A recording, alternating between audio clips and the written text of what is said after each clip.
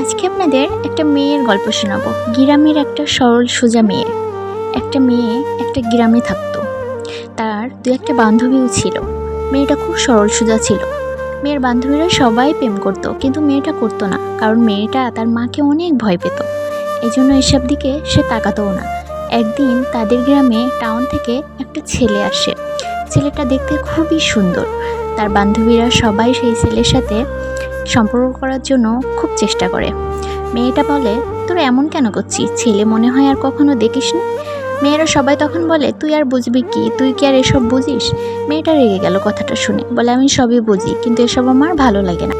তখন মেয়েটার বান্ধবীরা তাকে বলল, আচ্ছা ঠিক আছে, বুঝিসই যখন, এই ছেলের সাথে প্রেম করে দেখা, আমরা দেখতে চাই। আমরা তোকে চ্যালেঞ্জ দিলাম, তুই যদি এই ছেলের সাথে প্রেম করতে পারিস, তাহলে তুই যা চাবি তাই পাবি। মেয়েটা অনেক চিন্তা ভাবনা করলে তার বান্ধবীদের কথায় সেও রাজি হয়ে গেল।